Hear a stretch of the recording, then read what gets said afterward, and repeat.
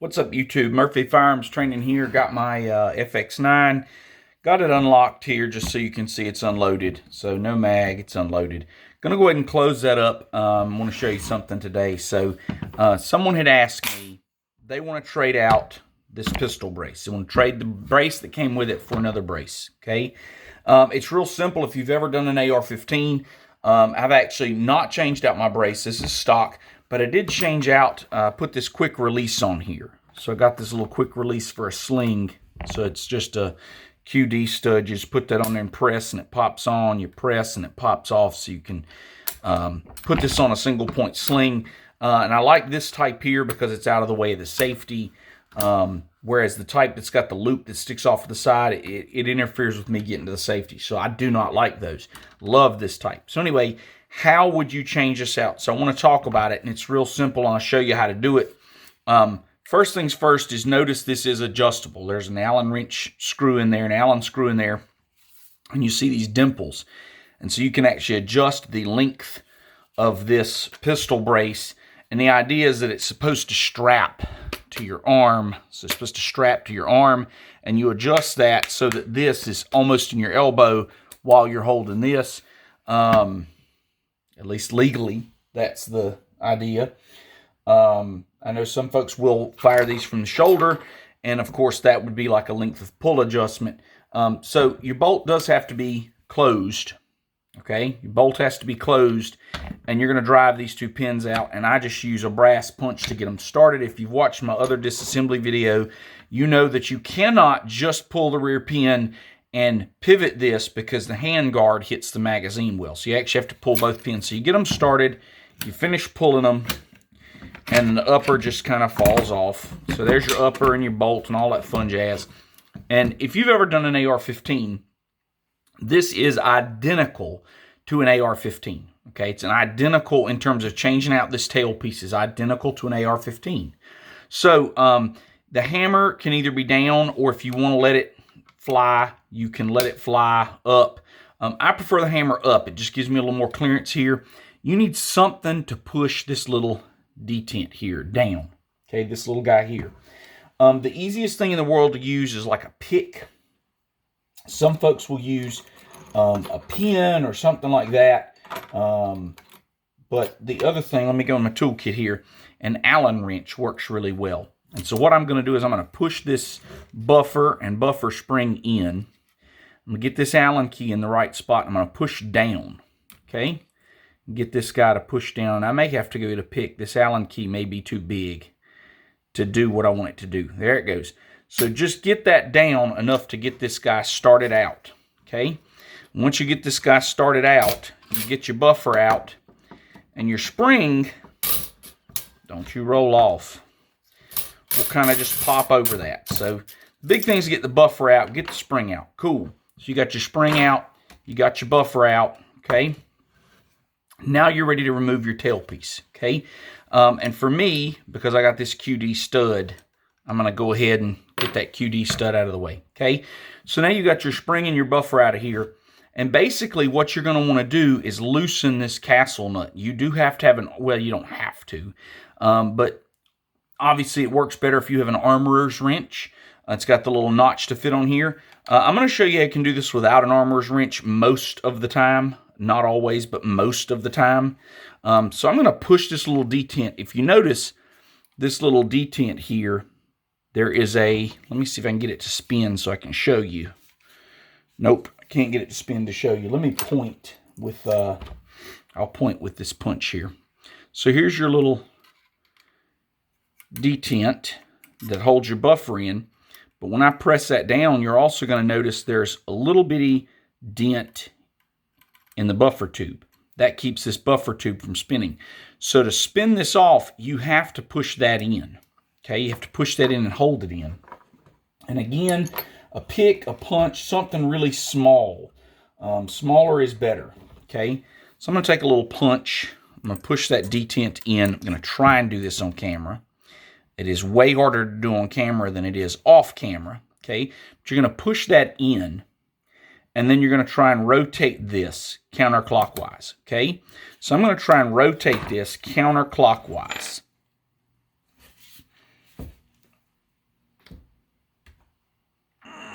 Nope. Okay. Can't budget, so I'm going to need my armorer's wrench. So I'm going to get my armorer's wrench. Sometimes, depending on who torqued it down, sometimes you can actually get this moving and it'll get that castle nut moving without the armorer's wrench. Okay, so let me go get the armorer's wrench. I'll break this loose. It's 50-50, so give it a try if you don't have an armorer's wrench. So if it won't move with trying to twist the stock, you got to use your armorer's wrench. You're going to use the spanner end that's got this little peg here. Okay, there's lots of other notches and stuff on an AR's armorer's wrench, but this is the one you need. And you're going to hook it so that when you push, it's going to go counterclockwise, okay? And ideally, you would do this in a vise. Ideally. I'm going to do it on a bench top. I've done it on a bench top before. But ideally, you would do it in a vise with a lower vise block, okay? But you're just going to give this guy a little twist here. There you go. Okay, and it just takes one little grunt, and you're going to loosen this nut. Okay, now once you've loosened this nut, a couple of things are going to happen. This plate is going to push out, and I want to point and show you. Okay, here's my little pointer. I'm going to use this paper clip. There is a spring. There is a spring right there. Okay, that spring holds the detent for this pin. Okay, so do not just pull this away because that spring will go flying out. So what you have to do, and it takes like 3 hands, you have to hold this plate down. You have to hold this detent here down. Okay, I'll use my thumbnail for that. And then you have to rotate everything away. Oh, that's right, I forgot. This one, you can't do that. You do actually have to. Okay, so this guy, I thought it was a smooth one. They sell smooth plates in the back. This one's a standard. So the standard plate actually has, let me show you, okay, this little bump that sticks into the stock. So you can't rotate the tailpiece without rotating this. So what you have to do is push that detent in, and then you have to rotate all of this out. Okay, so counterclockwise. Or what I'm going to do is actually rotate it clockwise and pull that spring out. The detent did not come with it. Okay, so I'm going to lay that spring on the bench. I'm going to turn the gun and see if that detent comes out or not.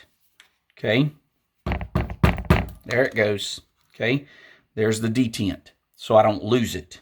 Okay, press that detent back in, and then turn this guy counterclockwise. Okay, counterclockwise. So here goes. Push that in, counterclockwise. Okay, it's a real pain in the butt, I know, but that's what you get for playing with ARs. Come on. And of course that fell out. That is my rear takedown pin. Okay, so we're going to take this loose. Okay, so just thread that out. Okay, so what happens when you take your tailstock off is you have a bunch of stuff come loose. Okay, so I'm going to show you how to put all that back together. Okay, so there you go. That's how you do it. Okay, so you got to get this guy out so you don't lose it. You got to hold this guy here in while you screw all this out. Now, here comes the fun part.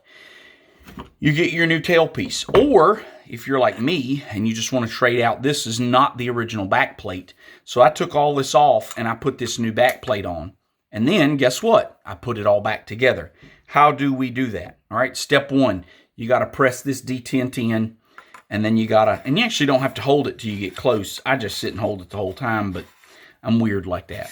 So you get this started threading and you thread it in. Okay. And sometimes people ask me, how far do you thread it in? Well, you'll know, and I'll show you how you know in just a second, okay? So you cannot stop here because that'll happen, okay? So you just saw that detent go flying. I got to go find it. I'll be right back. So if you don't get this in far enough, it won't hold this detent and spring, and they went flying. Okay, so you see where I'm at. I got to go at least one more turn so that hole is covered. So how do I fix it? Well, first of all, don't be stupid and do what I just did, okay? And what I just did was for demonstration purposes, okay? You've got to get this thing, and of course it was just far enough back that it'll come flying out, but it's not far enough back for me to get it started. There we go. Push this in, give it one more turn, okay? And what you'll notice now is it will not turn if you've got it turned down. So I'll show you. See, this guy's poking up. It will not turn unless I push that all the way down. All the way down. Okay? And we get to that notch where that little post will stick up, but it holds the rest of the detent down. This is in the correct depth now. Okay? This is in the correct depth now. So now what you have to do is you have to get your rear takedown pin and your spring and detent in. And the way you'll do that is you'll actually go past. So we'll actually push this down again. It's really hard on the old fingernails here. That's why I usually use a pick or something. So we'll go past where we want to go, okay? Put your pin in. It's got a groove. That groove has to face the rear. And you'll know if you've done it right because the detent will seat in it. So you drop in your little silver detent here, if you can keep from losing it. So you drop it in that hole. Right there's the little hole we're dealing with. Drop that in. Drop your spring in. Okay, and you see you have a lot of extra spring. Now what you want to do, okay, you want to push this pin so you can get a hold of it. Push it out so you can get a hold of it. Okay, you want to put a little pressure on that spring and make sure this doesn't rotate, okay? And that's when you know you're in that groove. You're in that groove, okay? Great, so that's where it needs to be. Now, again, you got to find something to push this down with. I just use, like I said, a punch, a paper clip, a pick. A pick works really good, actually. Okay, you're going to push this down and not let it go flying. That's the hard part, is to push it down and not let it go flying. Okay, so get it pushed down. Once you get it pushed down, you're going to rotate this whole assembly, and it just went flying. I got to go find it. All right, found my spring. So went and got a different tool. Show you guys how I like to do this. So don't settle for any other tool. Use a tool that you know how to use. So I'm going to take this pick, and what I do is I actually put the pick into the end of the spring, okay? What that lets me do is that lets me not lose this thing, okay? And I jam it in, okay? Now with that jammed in, okay, take my thumbnail here and kind of, what I want to do is just get the end of this pick into this spring and hold it right there, okay? And I can hold that pretty well right there. Now I've got to rotate this entire assembly around, okay, and get that plate pushed into place, okay? Pull that pick out. Then snug that nut up. The first time you do it, it's really hard. The fifth or sixth time you do it, it's not any easier. But your detent is in, your pin doesn't rotate, your pin, and the whole purpose of that detent is so this pin does not fall out of the gun when you disassemble it. Okay, you don't actually have to have it; you could live without it, but it's a nice feature. You would miss it, I think, if you didn't have it. Okay, so anyway, that is how you would change out this tailstock. And then, of course, your last step is to wrap it around this way and catch a little groove and then tighten, okay? So let's move our pick out of the way and tighten the castle nut, okay? So put that in there, set it on the bench, and just give it a quick little oomph, okay? Nothing too serious, just nice and snug, okay? And we've got, voila. So if you want to change out this guy here, this end plate, or if you want to change out your buffer tube. Now, if you can find a brace that fits on this buffer tube, you could use this buffer tube and just change out this part by taking that Allen screw off. But anyway, someone asked me the question, how do I change out this buffer tube assembly? There's your answer. You got to loosen your castle nut, get that spring out, let this pin fall out, get all of this off, and then put it all back. And like I said, you got to hold this guy, you got to hold that guy, and at any point, anything could just go flying. So you got to make sure you're in a spot that doesn't have any clutter. So I'm in a room with it's a pretty open room with carpet, and I've got a flashlight, a really good, strong flashlight handy.